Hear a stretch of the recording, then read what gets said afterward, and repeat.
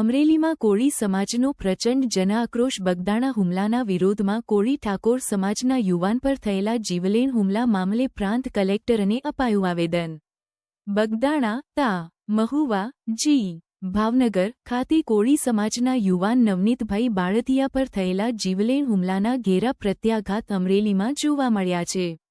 આજે અમરેલી શહેર તથા તાલુકા સમસ્ત કોળી સમાજ દ્વારા એકત્રિત થઈને નાયબ કલેક્ટર, પ્રાંત અધિકારી સાહેબને આવેદનપત્ર પાઠવી આરોપીઓ સામે કડકમાં કડક પગલાં લેવાની માંગ કરી છે। મુખ્ય માંગણીઓ: કડક કલમોનો ઉમેરો, હુમલાખોરો સામે ભારતીય ન્યાય સંહિતાની કલમ 109, ખૂનનો પ્રયાસ, 61, ગુનાહિત કાવતરું અને 324, મિલકતને નુકસાન હેઠળ ગુનો નોંધી સજા કરવામાં આવે।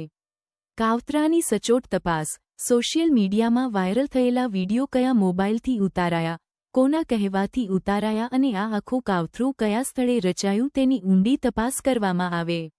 આરોપીઓની ધરપકડ હજુ બાકી છે, તેમને તાત્કાલિક ઝડપી પાડી જેલ હવાલે કરવામાં આવે।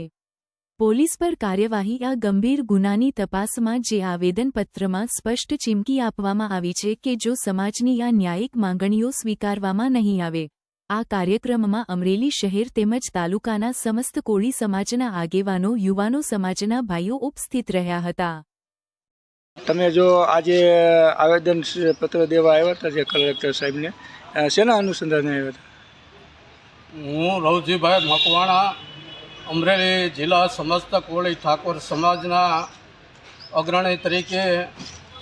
આજે ભાવનગર જિલ્લાના મહુવા તાલુકાના બગદાણા ગામે નવનીતભાઈ બાલધિયા ઉપર જે અસામાજિક તત્વોએ ગઈ તારીખ 29/12/25ને રાત્રિના સમયે કોઈ એક નજીવી બાબતની અંદર અસામાજિક તત્વોએ એક કોઈ વગદાર રાજકીય આગેવાનના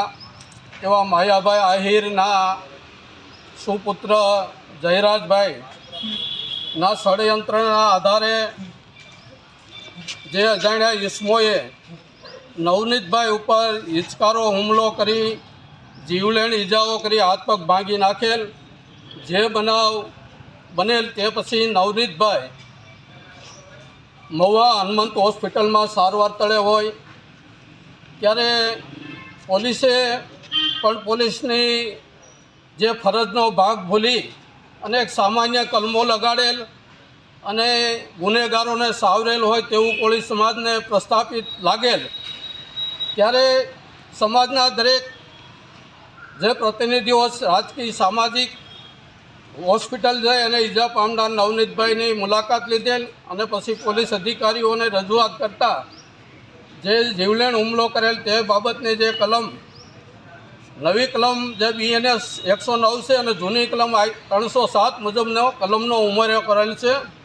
અને આરોપીઓને અટક પણ કરવામાં આવેલ છે। પરંતુ આ ષડયંત્ર રચનાર જે માયાભાઈ આહિર કલાકાર હોય,